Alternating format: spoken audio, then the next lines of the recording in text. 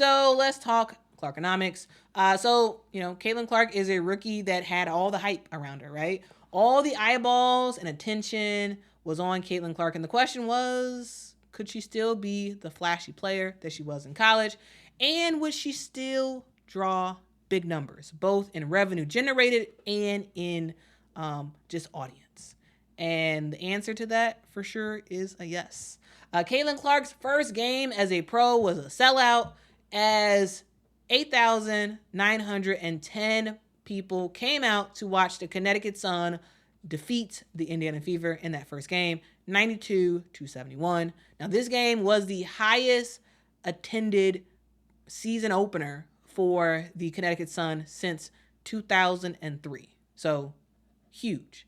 And had the Connecticut Sun been able to accommodate more fans, for sure more people would have been there to watch Caitlin Clark's first game. So, first game, sellout.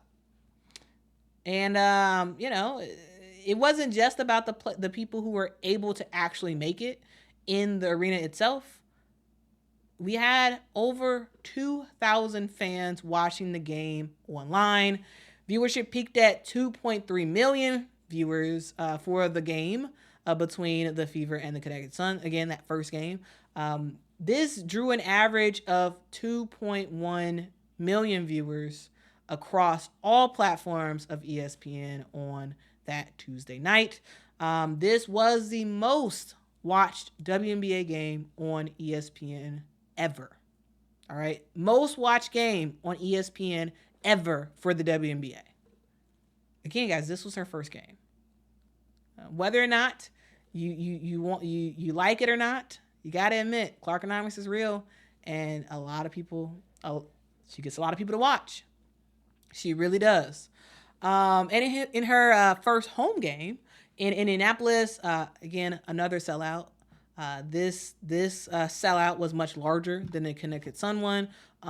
It had 17,247 people packed out Gainbridge Fieldhouse to watch the Liberty absolutely demolish the Indiana Fever, 102-66. So yes, blowout game, but fans came out. Fans came out to watch that game. Then in Caitlin's third game, which was a rematch with the New York Liberty that happened in Brooklyn, this one again was a sellout, as 17,735 people came to see Caitlin do her thing at Barclays Arena.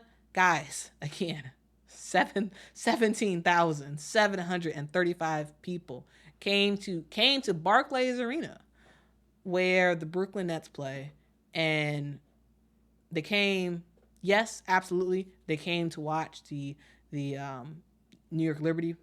They came to watch the other players for the Indiana Fever, but you have to admit that the huge spike in attendance was a good portion of it was due to Caitlin Clark. And according to the AP, the New York Liberty did so well at that game that they had more than $2 million in ticket revenue.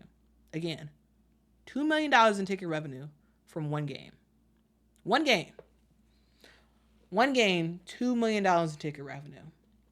This is the highest revenue generating game for the WNBA ever. So again, record after record after record broken. And then yesterday, I don't believe yesterday was actually a sellout for the Indiana Fever. They had a rematch against the Connecticut Sun at home, but it was extremely, extremely close to a sellout yesterday. Over 17,000 fans once again came out to watch the Indiana Fever play. It just is amazing. It truly is. So of course, yes, fans are not just coming to see Caitlin Clark. That is not what I'm saying. But what I'm saying is she is a huge draw, a very huge draw that it's important to recognize that, and it's important to talk about it, and it's also important to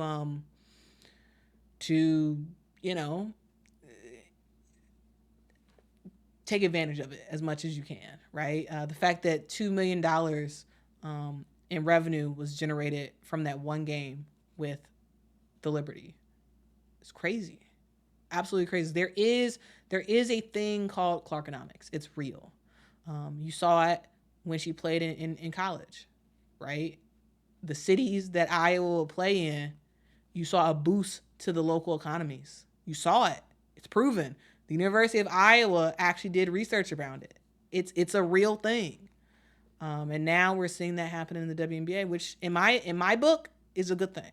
In my book, is a real good thing. So I don't have a problem with it. I think it's important to acknowledge it and talk about it. And so that's what I wanted to do. All right. That is what I wanted to do. So yeah. What do y'all think about Clarkonomics? What do y'all think?